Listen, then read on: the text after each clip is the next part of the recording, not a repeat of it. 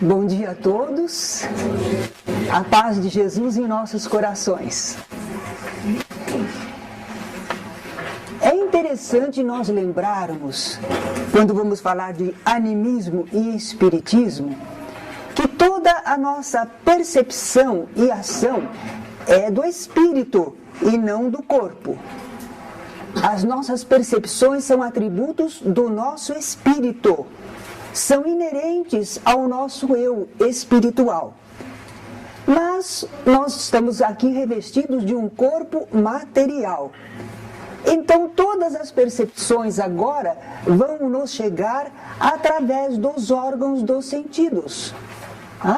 Nós não estamos dentro do corpo, mas estamos acoplados a ele. Então, todas as nossas percepções virão através dos órgãos dos sentidos. Por isso, quando nós somos um ser espiritual, nós não temos as percepções localizadas. Ver com os olhos, ouvir com os ouvidos, falar com a boca, com o nosso aparelho fonador. Não é? Como espírito livre, nós não teríamos essa localização. Mas encarnados, nós estamos nos manifestando através do corpo. Então nós utilizamos os sentidos corpóreos se nós queremos perceber o mundo à nossa volta. E se nós queremos agir sobre esse mundo, nós empregamos os nossos recursos físicos. Bom lembrar isso porque nós vamos falar de animismo e espiritismo. Então, encarnados, será que nós perdemos a nossa natureza espiritual? Não, não perdemos. Continuamos sendo um ser espiritual. Tanto assim que quando nos expandimos perispiritualmente, aí sim nós ficamos mais livres em relação ao corpo e nós vamos manifestar as nossas possibilidades que não foram perdidas. Não foram, continuam existindo. Só estavam veladas, só estavam limitadas por causa do corpo físico. E quando nós retomamos as nossas faculdades espirituais, nós somos quase como um espírito liberto. Não totalmente, mas quase. Não totalmente porque ainda nós estamos em ligação com o corpo e isso impõe algumas limitações. Mas nós recuperamos muito da nossa possibilidade espiritual. Não da possibilidade, da manifestação delas, porque elas continuam existindo, mas às vezes encontram óbices para a manifestação. Então, se nós retomamos as nossas faculdades espirituais, nós podemos realizar certos fenômenos, sem precisarmos utilizar os sentidos corpóreos, nem empregarmos os nossos membros físicos, porque aí estamos agindo como um ser espiritual. Os espíritos agem sem ter corpo físico. Se nós estamos em expansão perispiritual, nós também podemos agir como os espíritos. Vamos ver agora a nomenclatura, fenômenos anímicos e espíritas. O que dizem alguns autores? Alguns autores acham fenômeno espírita somente aqueles que são produzidos pelos mortos, por aqueles que já não têm mais corpo. E aqueles fenômenos que são produzidos pelos espíritos, mas que têm um corpo, que estão encarnados. Aí seriam fenômenos anímicos da própria alma. Isso é o que alguns dizem. Mas vamos ver o que Kardec fala. Os fenômenos espíritas consistem nos diferentes modos de manifestação da alma ou espírito, quer durante a encarnação, quer no estado de erraticidade. Quer dizer que para Kardec, se o fenômeno é produzido por um espírito, esteja ele encarnado ou não, o fenômeno merece a denominação de espírita. É fenômeno do espírito, é fenômeno espírita. Então, em princípio, Os fenômenos espíritas englobam todos os fenômenos produzidos por ação de um espírito, quer encarnado, quer desencarnado. Devagarinho nós vamos montando o nosso entendimento a respeito para sabermos o que é realmente fenômeno anímico. Nós vimos, então, todos os fenômenos produzidos por um espírito são fenômeno espírita. Mas quando nós vamos classificar quanto ao seu agente, olha, quem é que age? Quem é que está produzindo esse fenômeno? Aí nós vamos fazer uma distinção. Os dois são fenômenos espíritas, mas ele vai ser fenômeno mediúnico se ele for produzido por um espírito desencarnado através do concurso de um médium. Existe um espírito desencarnado e ele utilizou um médium para produzir esse efeito entre nós, então aí é um fenômeno mediúnico. É fenômeno espírita, basicamente, mas ele é fenômeno mediúnico por causa do agente. Quem é que está agindo? É o espírito desencarnado. E vai ser fenômeno anímico quando? Quando ele é produzido pelo próprio encarnado, com suas faculdades espirituais. Ele não usa os sentidos físicos, porque ele está expandido perispiritualmente. Ele está agindo como o espírito que ele é. Mas não existe outro espírito ali influindo. É ele mesmo. Então não é fenômeno mediúnico, é fenômeno anímico. É um fenômeno espírita, mas é um fenômeno anímico. Está claro até aí? Muito bem. Então vamos ver. Quanto maior o grau de expansão do perispírito, vamos assim imaginar. Não é bem isso, mas vamos imaginar. Nós estamos assim, nós somos um espírito que é o ser inteligente, revestido do seu perispírito, que é o corpo de fluidos, e ligado ao corpo físico porque estamos encarnados. Mas quando nós nos expandimos perispiritualmente, nós transcendemos um pouco o corpo físico. Nós desencaixamos, desacoplamos e começamos a perceber mais espiritualmente e recuperamos algumas possibilidades de ação extracorpórea. Então, aí nós dizemos que o fenômeno anímico vai ser mais expressivo quanto mais a gente estiver expandido em relação ao corpo. Quanto mais a gente estiver desacoplado em relação ao corpo. Pode ser um pouquinho, pode ser um tanto e pode ser bastantão, não é? Então depende do grau de expansão perispiritual, a intensidade que nós vamos apresentar nos fenômenos da nossa própria alma. Esses fenômenos anímicos têm sido muito estudados por numerosos pesquisadores. Vamos ver aqui no passado. Alexandre Aksakov é um russo, um sábio russo. Ele foi o primeiro a empregar essa expressão animismo, vem de ânima, da própria alma. Mas nós temos também Charles Richer. Charles Richer, ele criou a metapsíquica. A metapsíquica faz uma separação, sabe como Kardec fez? Fenômenos de efeitos físicos, fenômenos de efeitos intelectuais. Todos os que estudam as manifestações do ser humano, eles vão classificar em dois tipos. Então, quando Charles Richer fez a sua metapsíquica, ele também separou, só que ele deu outro nome. Ele fez uma nomenclatura diferente, mas ele também estudou os fenômenos de efeitos físicos e os fenômenos de efeitos intelectuais.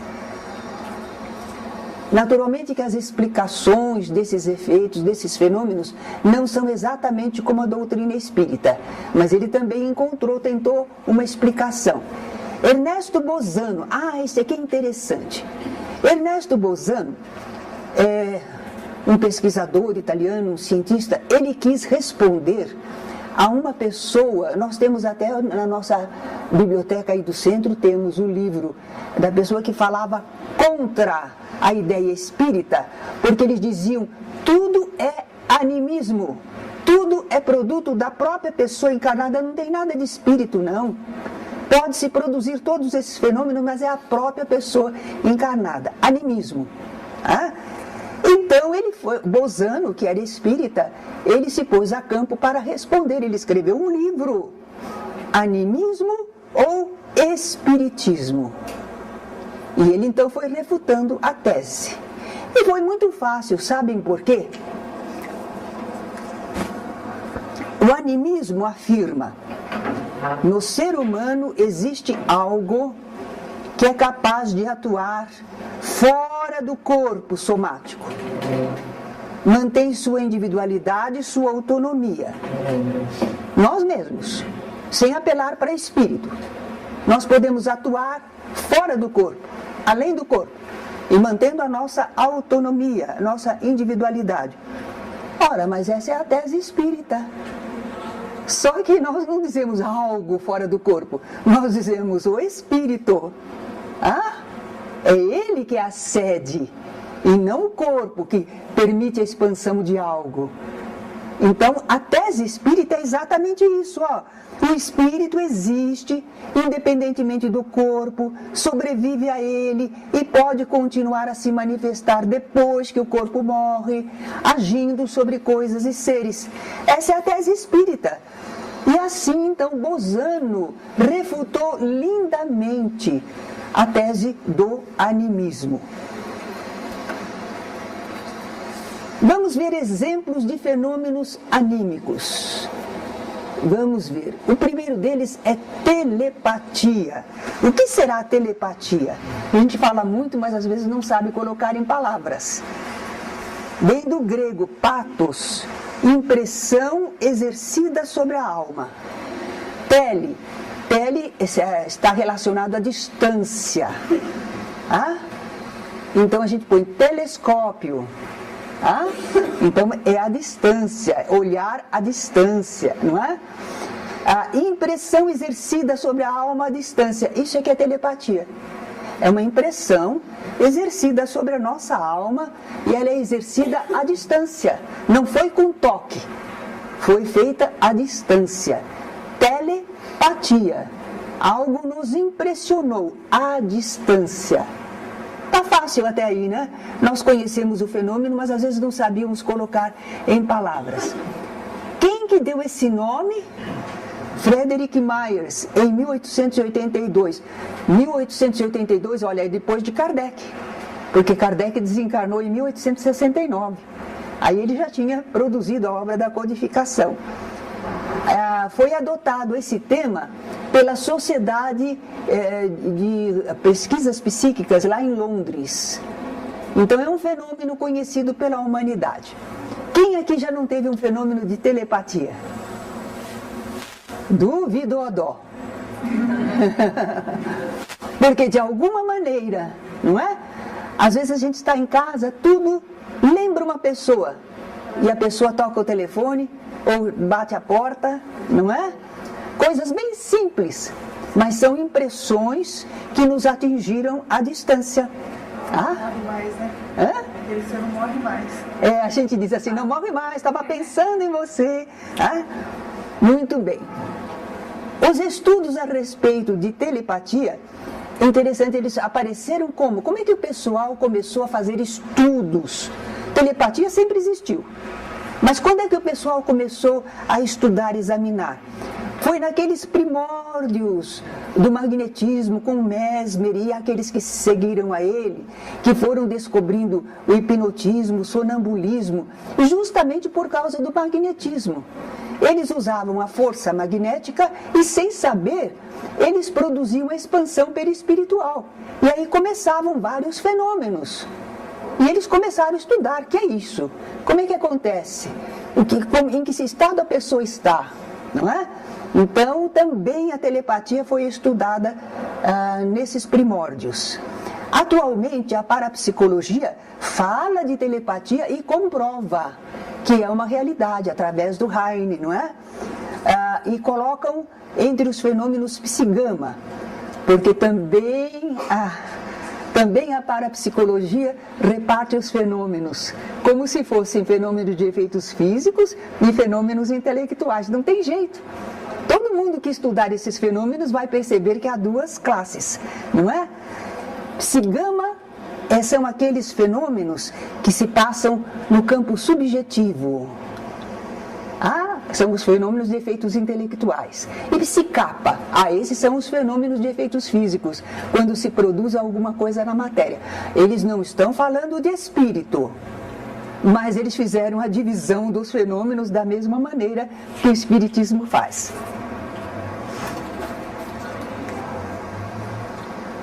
Vamos ver Kardec falando da telepatia, e ele não usou, não é? Ele não usou para perguntar aos espíritos a palavra telepatia, mas o fenômeno está aí colocado. Como se explica que duas pessoas perfeitamente acordadas tenham instantaneamente a mesma ideia? Ele perguntou, e os espíritos responderam. São dois espíritos simpáticos que se comunicam e veem reciprocamente seus pensamentos respectivos, embora sem estarem adormecidos. Por que o espírito colocou isso na resposta? Porque quando nós dormimos, nós nos afastamos um tanto do corpo e aí podemos ter contato com outros espíritos, conversar com eles, ficar sabendo do pensamento deles. Não, mas a telepatia a pessoa não precisa estar dormindo. A telepatia a pessoa está lúcida, está consciente. E ela percebe, ela recebe a impressão do pensamento. Então, a rigor, a telepatia está entre os fenômenos anímicos. Por quê? Porque se passa um fenômeno na própria alma. Nós estamos vendo que é um fenômeno espírita. Por quê? É um espírito se comunicando com outro, mas os dois são encarnados. A telepatia entre os encarnados, então, é fenômeno anímico. Não entrou uma interferência mediúnica. Ou nós não tivemos a comunicação entre o nosso plano terreno e o plano espiritual. Não, foi só entre nós. Por isso é que é um fenômeno anímico, não é? No meio espírita, esse conceito está se estendendo para o intercâmbio com o além. Olha como as coisas vão evoluindo, né? No movimento espírita, nós temos aqui André Luiz falando. O que ele diz? Realmente evoluímos em profunda comunhão telepática com todos aqueles encarnados ou desencarnados que se afinam conosco. Nós já diríamos que é um fenômeno mediúnico, mas ele está falando comunhão telepática. Quer dizer que nós podemos também captar pensamentos dos espíritos, não só dos encarnados. Mas se a gente for considerar telepatia, porque certas palavras foram criadas para designar determinados fenômenos. E nós não podemos pegar essas palavras e modificar ao nosso gosto o sentido delas. Nós podemos fazer explicação como estamos fazendo aqui. O que é telepatia e como é que André Luiz está estendendo esse conceito para que haja comunicação de pensamento também entre encarnados e desencarnados, não é? Se for com desencarnados ou sob estímulo deles, a rigor o fenômeno será mediúnico. Eu estou aqui acomodada. Não estou pensando em ninguém. Mas um espírito amigo sabe que uma pessoa conhecida minha está precisando de ajuda. E esse espírito então me estimula e passa para mim a mensagem de que a pessoa está precisando de ajuda. E eu aí ligo para a pessoa, como vai você? E a pessoa diz, não estou bem não. E vai me contar o caso. Então aí foi mediúnico. Foi uma comunhão telepática com um espírito que me fez ligar para a pessoa, certo? Então, nesse caso, nós diríamos que se foi sob estímulo de algum espírito, se foi em contato com o desencarnado, aí seria mediúnico. Nós vimos então a telepatia. É um fenômeno basicamente anímico, a não ser que espíritos intervenham. Agora vamos ver outro fenômeno, clarividência e clareaudiência. O Dr. Nubo vai fazer uma aula para nós dia 17 de julho, domingo de manhã. É uma palestra estudando o cérebro. E ele vai mostrar como certas coisas influem no nosso comportamento, nas nossas atitudes. E ele também já estudou para nós como é que nós temos esses sentidos, como percebemos as coisas, e ele mostrou a conexão com as regiões do cérebro. Um espírito, para às vezes atuar sobre nós, ele atua sobre uma região do cérebro nosso. Por exemplo, a coordenação motora tem uma região no cérebro. O espírito não vem e movimenta, ele movimenta a região motora. Tá? Então nós estamos descobrindo coisas assim, clarividência e clareaudiência. Em princípio, o que é clarividência e clareaudiência? São palavras que já existem separadamente do espiritismo. Não é nomenclatura basicamente espírita. Mas diante do fenômeno, o espiritismo pode estudar. Não há problema nenhum, não é? Clarividência não é ver claro o mundo espiritual. Ele é clarividente. Ele vê no ambiente tudo. Os espíritos ligados a você, os espíritos que estão... Que é isso? Não é isso não. Mas o pessoal confunde, porque esse clarividência dá a impressão, é clara, ele enxerga tudo claro. Não é isso. Não é isso. Apaga. Clarividência não é isso. Clarividência é um termo cunhado para designar aquele fenômeno no qual a pessoa vê à distância coisas que com os olhos físicos ela não conseguiria enxergar, mas ela está enxergando longe, quilômetros, e ela está enxergando. Como? Aí é outra coisa para explicar. Então eles dizem que é uma capacidade, não é? Do ser humano. Viu a distância. E havia parede no meio. Não tem importância. Viu mesmo assim. Através de um corpo opaco, conseguiu enxergar. Clarividência é isso. É ver mesmo à distância e mesmo através de corpos opacos. Isso é clarividência.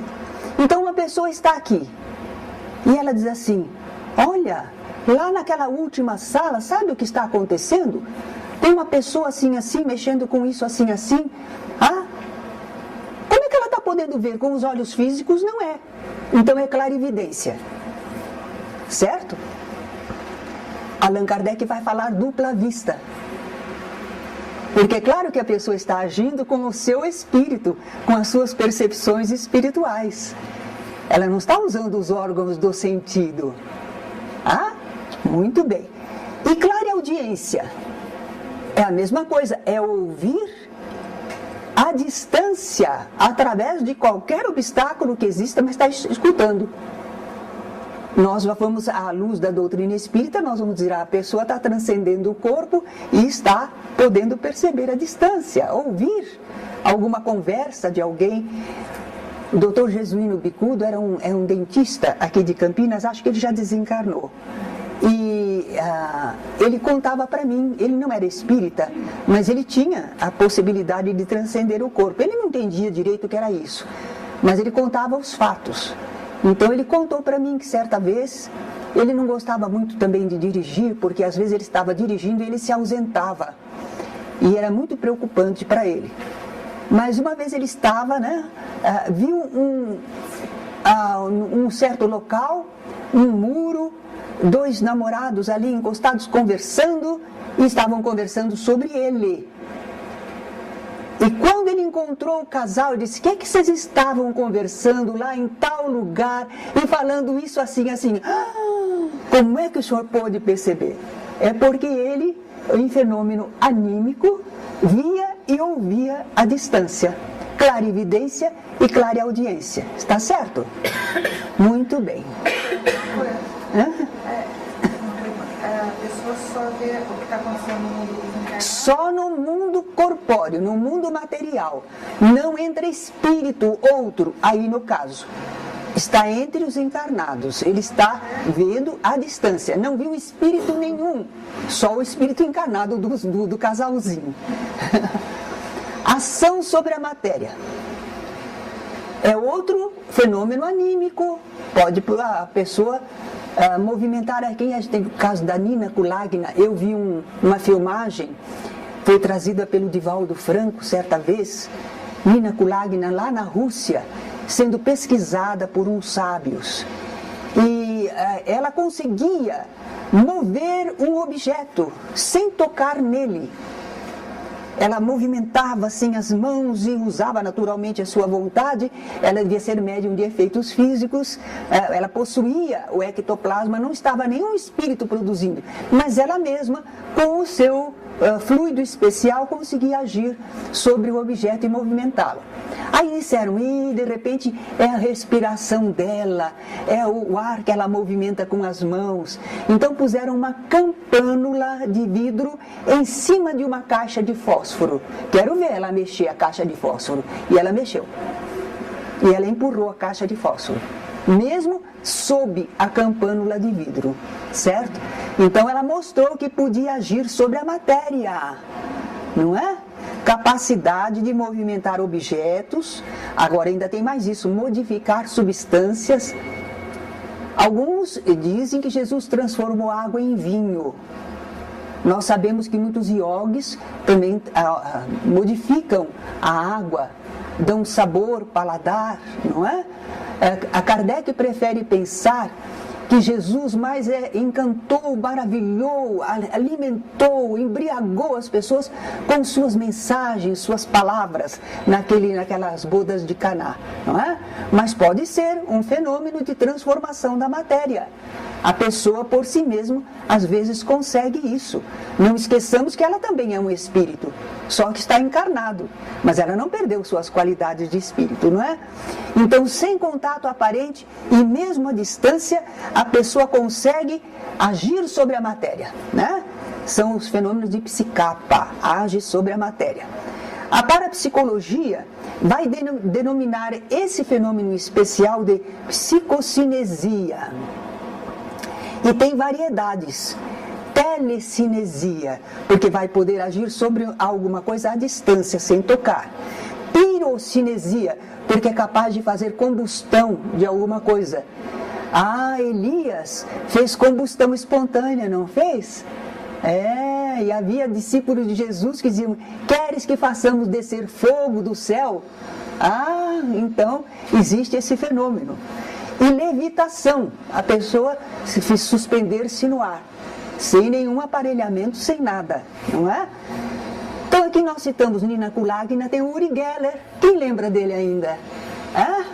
Que ele entortava talheres, mexia em relógios, não é? Em tudo. Ele continua existindo, sabe o que ele faz agora? Ele trabalha em empresas para descobrir onde há minérios, onde há coisas que interessem a essas companhias. Está rico, né? Ganhando dinheiro, mas ele é médium só, ele não é espírita. Fenômenos de combustão espontânea, já falamos. Outro fenômeno anímico da própria pessoa é a idioplastia. Isso é interessante também. Olha quanta coisa a pessoa humana pode fazer, independentemente de ação de espíritos, não é? A pessoa pode projetar imagens e até materializar aquilo que ele idealizou. Idioplastia. Dizem que havia infelizmente não vou lembrar o nome, foi um sensitivo, porque quando não é médium, não diz que trabalha com espíritos, não dão o nome de médium, dão o nome de sensitivo. É alguém que tem uma sensibilidade especial, não é? E na Rússia havia um senhor, e que ele conseguia, quando ele mentalizava, ele conseguia que as pessoas vissem nele o que ele queria que vissem. Então ele disse que ele ia entrar no Kremlin e ele tomou a personalidade de uma autoridade, Béria. Então ele começou o trabalho dele e disse: eu vou entrar lá. Não pode, é proibido, tem uma guarda, uma segurança, eu vou entrar lá. E ele começou a pensar assim: eu sou Béria, eu sou Béria. E ele plasmou tudo de que ele era Béria. E quando ele chegou lá, o pessoal olhava para ele e via o Béria. Ele entrou tranquilamente, não é?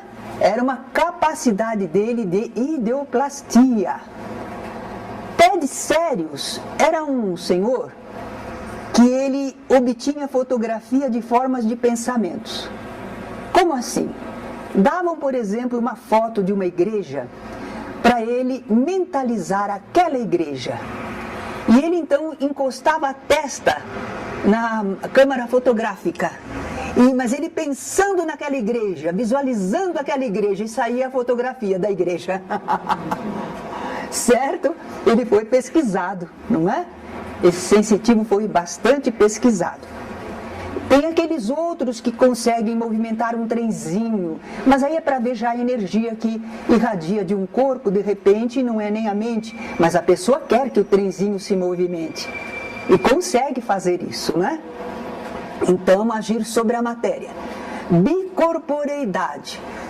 Isso é um fenômeno que nós espíritas entendemos bem, mas nós não estamos falando que é sob ação de outros espíritos. A própria pessoa é um fenômeno da própria alma, é ela mesma que está fazendo isso. Então ela pode se desdobrar, ela se afasta do corpo um tanto, e perispiritualmente ela se torna visível, é uma aparição.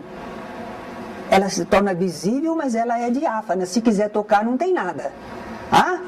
Agora, se ela conseguir materializar o seu perispírito, revestir o seu perispírito de substância, aí ela vai se tornar tangível. Aí dá para tocar. Allan Kardec nunca falou materialização. Ele falou aparição tangível. É melhor do que dizer que um espírito vira matéria? Não, o espírito não virou matéria nunca. Então a proposição de Kardec é muito melhor. É uma aparição tangível. É uma aparição de um espírito, mas que se pode tocar. Então nós podemos fazer isso. Uma pessoa... Quem fazia isso no movimento espírita? Quem é espírita que a gente lembra que fazia muito isso? Ninguém sabe. Um grande vulto espírita. Não é Chico Xavier, não. Foi Eurípides Barçanufo. Com facilidade, ele transcendia o corpo, ia à distância, e às vezes até se materializava à distância, realizou um parto ou vários à distância, socorrendo pessoas.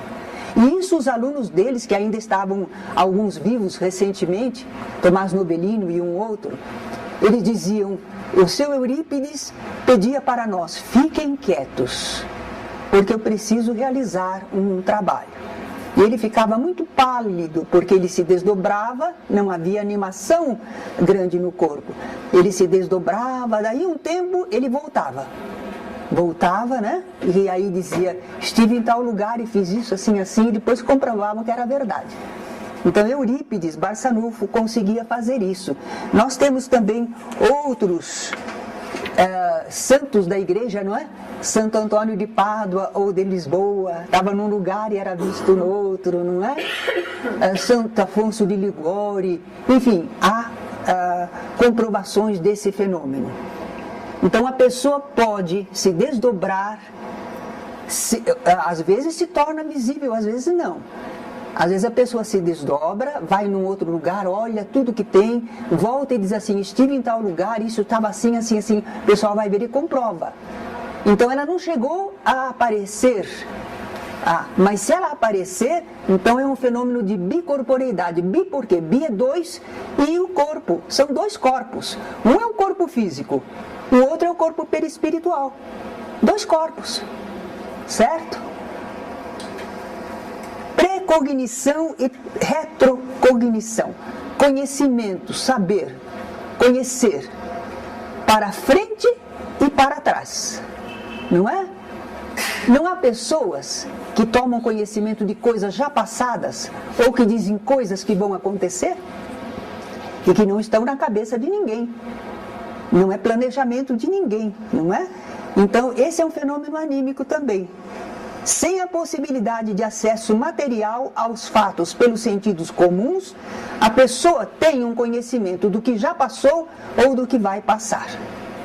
Então, tudo isso é fenômeno anímico, desde que não intervenha neles nenhum outro espírito, só o próprio encarnado, não é? Até aí, acho que já estamos devagarinho tendo uma noção, porque é um segundo ano, é a primeira vez que alguns estão escutando isso. Vamos devagar, nós teremos muitas oportunidades ainda. Conhecimento espírita não acaba, a gente estuda a vida inteira, não é? Então nós estamos verificando animismo e agora vamos ver o que isso tem a ver com mediunidade. Tá? Fenômenos anímicos acontecem, mas também podem ser mediúnicos. O fenômeno anímico, às vezes a pessoa não tem nem noção de que ela está fazendo isso. Ela se desdobra, mas ela nem sabe que está se desdobrando. Ela vê coisas, volta, ela diz assim, engraçado, eu vi isso, mas ela não sabe explicar como, não é? Então o fenômeno anímico às vezes é muito natural. Os fenômenos mediúnicos serão provocados por espíritos. Diz Aksakoff, é extremamente importante reconhecer e estudar o quê? A existência e a atividade desse elemento inconsciente da nossa natureza. Esse elemento inconsciente da nossa natureza, o que é o espírito, né? Nas suas variadas e mais extraordinárias manifestações, como as vemos no animismo. Ele está refutando a tese daquele homem, né? Então, ele disse, a gente vê nas teses do animismo que existe algo. Pois é, mas a gente precisa estudar isso direitinho, né? Podemos isolar o animismo da mediunidade no fenômeno mediúnico? Um fenômeno mediúnico, será que a gente pode separar, isso foi anímico, isso foi mediúnico, no fenômeno que está acontecendo? Será que dá para a gente separar? É difícil, muito difícil. Por que é difícil? O que é que permite o fenômeno anímico? O que é que permite o fenômeno mediúnico? É o mesmo fato básico, é a expansão perispiritual. É o fato de o espírito encarnado poder transcender o corpo e entrar em contato com muitas coisas e também pode estar em ligação com o espírito. Justamente o médium consegue intercâmbio com o plano espiritual porque ele tem facilidade para expandir-se a uma condição física. Por isso que Allan Kardec diz que a mediunidade propriamente dita, essa faculdade se radica no físico. Há uma condição orgânica que favorece a expansão perispiritual. Tem muita gente que não consegue, não. Telepaticamente, uma série de coisas ela pode, mas transcender o corpo, ela está bem acoplada e não consegue, não é normal para ela, porque não há uma condição orgânica que permite a expansão perispiritual. Os médiums têm. O porquê tem, como é que é programado, deixa isso para outra hora, certo? Mas quando é médium, a pessoa consegue transcender ao corpo, expandir-se perispiritualmente. Por isso ele entra em contato. Enquanto que a maioria das pessoas só pode telepaticamente, certas impressões, mas não apresenta os fenômenos que um espírito transcendendo o corpo pode apresentar. Tá claro? Agora, o que permite que a pessoa transcenda o corpo é aquilo que permite que ela produza fenômenos anímicos ou que ela produza fenômenos mediúnicos. É a mesma base. Por que ela produz fenômenos anímicos? Porque ela transcende o corpo. Por que ela produz fenômenos mediúnicos? Porque ela transcende o corpo. Se é a mesma base, vai ser difícil a gente verificar quando o fenômeno foi anímico ou quando o fenômeno foi mediúnico. Não dá para a gente ir lá verificar. Certo? Nem sempre podemos definir com exatidão quando o fenômeno está ou não sendo provocado ou ajudado por espíritos. Então Bozano vai dizer o seguinte, que nenhum nem outro, quer dizer, nem o animismo, nem o mediunismo, logra separadamente explicar o conjunto dos fenômenos supranormais. Quer dizer, vamos pegar só o animismo? Não vai explicar todos os fenômenos. Vamos pegar sempre o mediunismo? Também não vai explicar todos os fenômenos. É isso que ele está dizendo, né? Ambos são indispensáveis, animismo e mediunismo. Né? A tal fim, e não podem separar-se, pois que são efeitos de uma causa única. E esta causa única é o espírito humano, que quando se manifesta em momentos fugazes durante a encarnação, determina os fenômenos anímicos. E quando se manifesta mediunicamente, durante a existência desencarnada, determina os fenômenos espiríticos ou mediúnicos. Eis aí.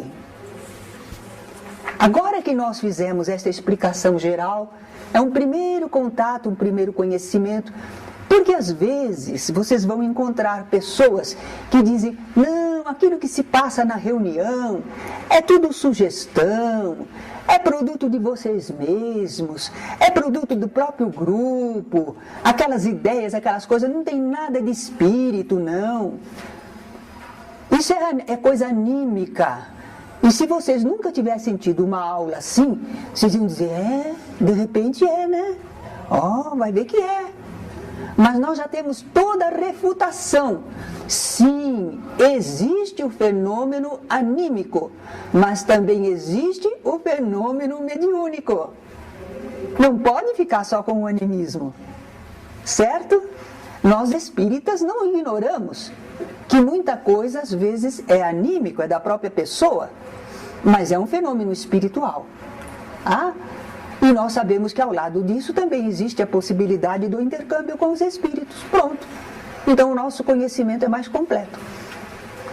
Mas se vocês não souberem, vocês podem sofrer assim um desvio no meio do caminho. Bom, uma vez que nós abordamos estas noções iniciais sobre animismo e espiritismo, nós podemos ouvir algumas perguntas. Dá tempo? Dá.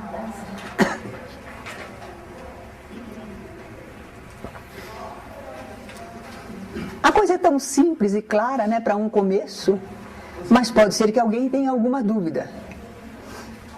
Ali, quem é? Você que vai falar ou é lá atrás? Lá atrás. Então, lá atrás. O fenômeno anímico, ele também é mediúnico? Não. Anímico quer dizer da alma, da própria alma. Nós não somos uma alma. Allan Kardec não diz, espírito é o que está livre do corpo. Alma é o espírito encarnado. Então, se a gente fala anímico, é de nós, dos espíritos encarnados, da alma. Anímico. Mediúnico é quando há intercâmbio de espíritos conosco que estamos encarnados. Sim. Uma pessoa que está encarnada, ela vai mandar uma mensagem através de psicografia. Seria um fenômeno intermediário ou... Se ela está recebendo a manifestação de um espírito que não está encarnado, é uma mensagem que um espírito está mandando, é um fenômeno mediúnico. Mas será que nem encarnada? Não tem importância, o médium está encarnado. Não, falar o outro que vai mandar mensagem. Quem vai mandar uma mensagem e ele recebe aqui, aí é um fenômeno daqueles que nós dizemos, é um fenômeno espírita, mas está entre encarnados, nós diríamos ainda que é anímico. É anímico ainda, está entre encarnados. É uma questão de nomenclatura. Porque a rigor nós poderíamos dizer, não, mas é um espírito agindo sobre outro. Então é um intercâmbio mediúnico, mas nós estamos reservando mediunidade, mediúnico, para o que for com o plano espiritual sobre nós, ou nós entrando em contato com eles. Quando for entre encarnados, nós não vamos usar a palavra mediúnico. Ele perguntou, porque pode ser que como Nós captemos a mensagem de alguém. Uma pessoa em algum lugar, de repente, influi sobre nós e nós escrevemos uma mensagem. Mas isso não é muito usual, não, viu? telepatia, né? Seria um fenômeno telepático, mandando a mensagem. Mas, olhe, isso não é usual, não, hein? Não é usual, não. Entre todos os que estudam, dificilmente eles apresentam um caso de que alguém em algum lugar mandou, a não ser que seja uma experiência. Isso eles fazem. Eles fazem assim, para verificar se a telepatia é real, eles colocam uma pessoa num local que seja bem vedado, às vezes até paredes de aço, qualquer coisa, a pessoa fica num container, para ver se o pensamento passa através, não é? E aí a outra pessoa longe, no mesmo horário, está esperando receber. Vamos ver se ela recebe o que esse aqui está mentalizando? Então, nesse caso, nós teríamos uma mensagem que pode ser passada entre encarnados telepaticamente. Mas isso não é usual acontecer nos fenômenos normais da vida. Não tenho registro, pelo menos até agora não tenho registro. Mas que é possível alguém influenciar outra distância? É possível. Mas a gente não tem muito registro. Por exemplo, pessoas de um lado tentando sugestionar outras, dominar outras, fazer que as outras pensem nele, os apaixonados, não é? Talvez exerçam alguma influência, dependendo da assimilação daquele que é visado. Porque se aquele que é visado estiver ocupado, não pega. Certo? Agora, se estiver, a mente, o canal está desocupado. Certo? Deixa eu perguntar uma coisa. Assim, pegando o exemplo do Eurípides Barçanufo. Ele tinha então mais de um tipo de mediunidades e fenômenos anímicos. Porque se ele ia lá, ele já tinha ouvido que estavam precisando primeiro dele. Sim, já tinha visto. de várias maneiras. Eurípides transcendia o corpo com facilidade. Ele podia movimentar-se e agir à distância, anímico. Mas isso não fazia muitas vezes só por si. Ele fazia por solicitação espiritual. As pessoas já estavam rogando, Eurípides, socorre, por favor, já estavam mentalizando entre encarnados. E poderia haver espíritos desencarnados que avisavam a ele, cuidado com isso, faça isso, vai lá resolver tal coisa. Então, fenômenos anímicos e mediúnicos ele apresentava porque ele transcendia ao corpo com facilidade. De qualquer maneira, toda vez que uma pessoa apresentar um fenômeno desse, mesmo estilo, a espiritualidade também está acompanhando, e se precisar ajuda, pode ser perigoso. Depende da assistência espiritual. Ela está dizendo, se toda vez que a pessoa tem essa possibilidade de transcender o corpo e ir fazer alguma coisa, se já está assistido pela espiritualidade superior, depende. Um espírito, uma pessoa pode ter essa facilidade e estar agindo sob comando de espíritos maus. Isso depende, por isso que a moral, a ordem de nossos pensamentos e sentimentos, nossos atos, é isso que estabelece a nossa ligação com bons ou maus espíritos. Os fenômenos que nós podemos produzir, as faculdades que temos, elas podem ser usadas para o bem ou para o mal. No caso de Eurípides, eram usadas para o bem, então é possível que espíritos amigos estivessem em comunhão com ele e avisando de alguma coisa que ele precisava ir à distância fazer, socorrer. E poderia, não é? Além dos próprios fenômenos que ele produzia anímicos, ele também produzia fenômenos mediúnicos, porque ele estava em comunhão com bons espíritos. Não acompanhava sugestões de espíritos maus. Mas se a pessoa está em outro nível de trabalho, de pensamento, de expectativas de vida, aí ela atrai outros tipos de espírito. e trabalhe em comum com eles. Para eles estão ótimos. É sopa no mel. Claro, um quer, o outro também quer, vamos fazer. Deus deixa? Deixa. Por que Deus deixa?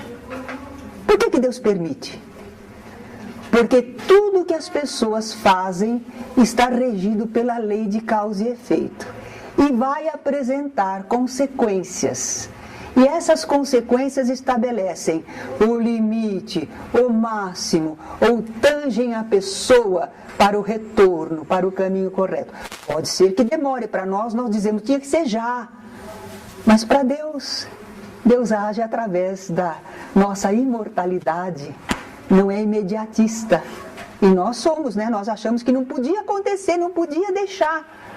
Mas dentro da sabedoria divina, nós somos espíritos imortais, seus filhos, que Ele ama muito, e sabe que a lei dele vai conduzir ao longo do tempo. E para aqueles que sofrem, serve de testemunho, de experiência, de aprimoramento. Não, se não fosse para alguma coisa que no fundo é proveitosa, Deus não deixaria realmente. Mas a lei divina permite, porque há o limite natural para o que haja errado, e há o aproveitamento daquele que, como vítima, sofre determinadas circunstâncias, se souber se comportar, entender o que está acontecendo.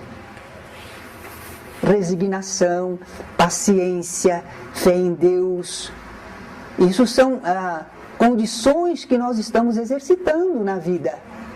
Por que nós estamos aqui? Nós temos que exercitar as nossas capacidades espirituais.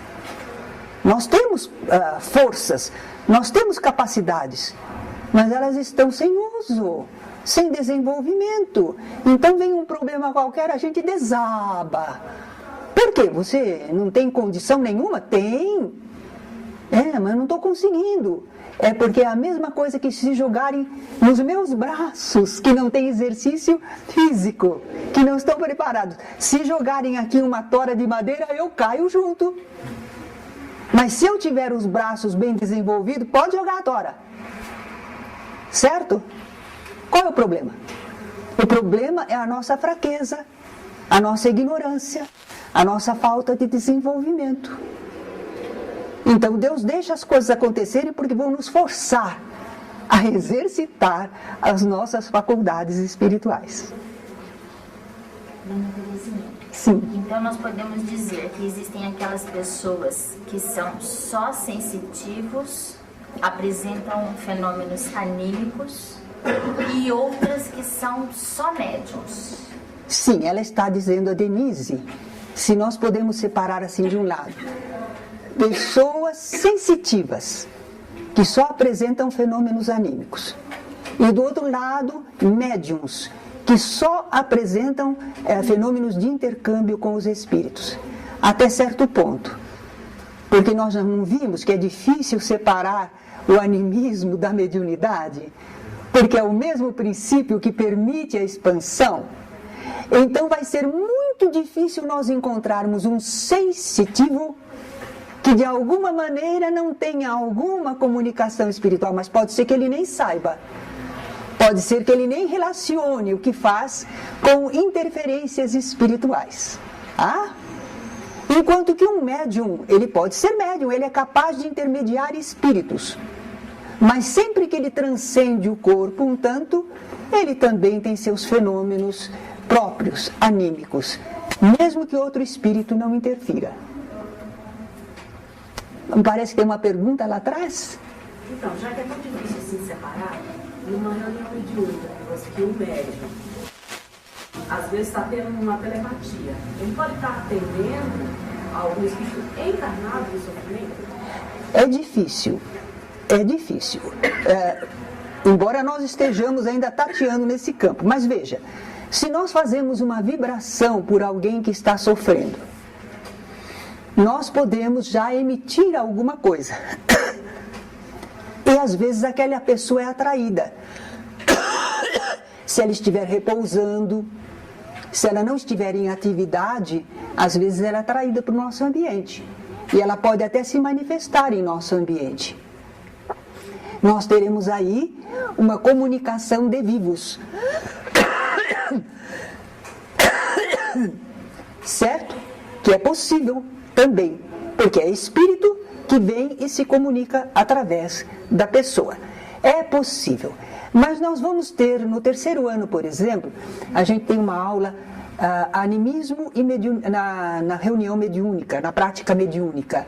Então a gente vai estudar um pouquinho mais, não é?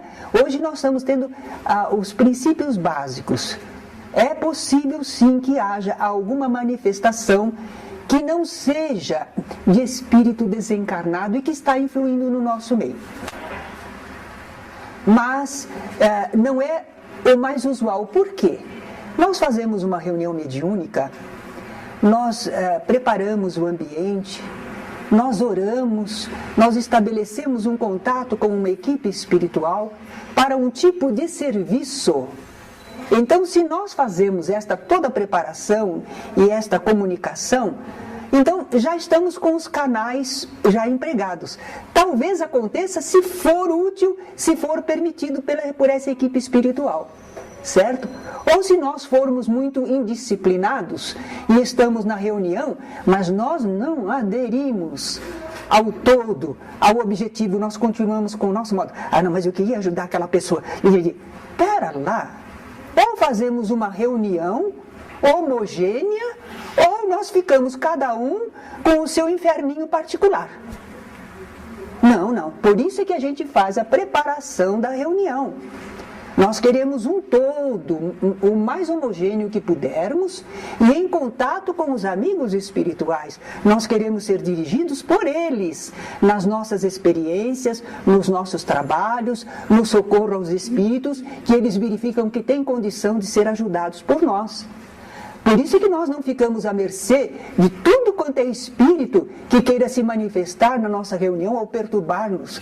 Eles não conseguem. Porque nós estamos em comunhão com o plano espiritual. Nós não começamos uma reunião sem esse preparo, sem essa ligação de objetivos. Certo? Mas se a gente for um pouco rebelde assim, está bem claro assim, essa questão da ligação com os espíritos desencarnados.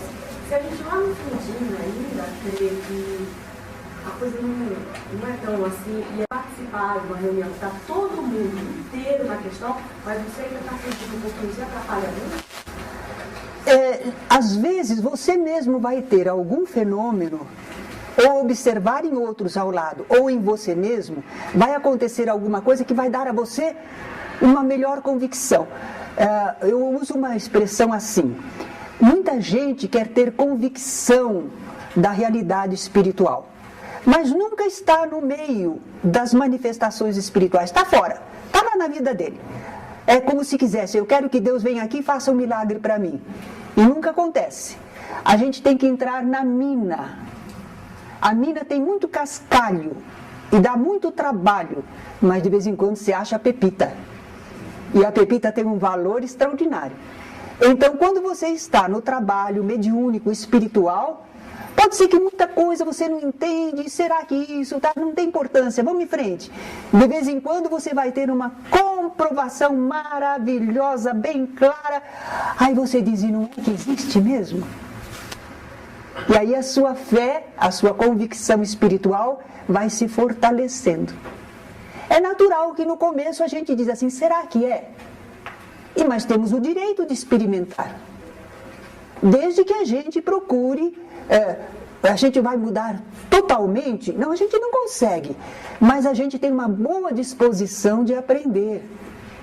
A gente não está contra. A gente está desejoso de que seja, por isso a gente ora. Seja feita a vontade de Deus e não a nossa. Nós podemos ter as nossas preferências, nossos pensamentos, mas nesta hora, a gente põe o pensamento em Deus, que seja o que Deus quiser, como Deus decidir. Não é? Pronto!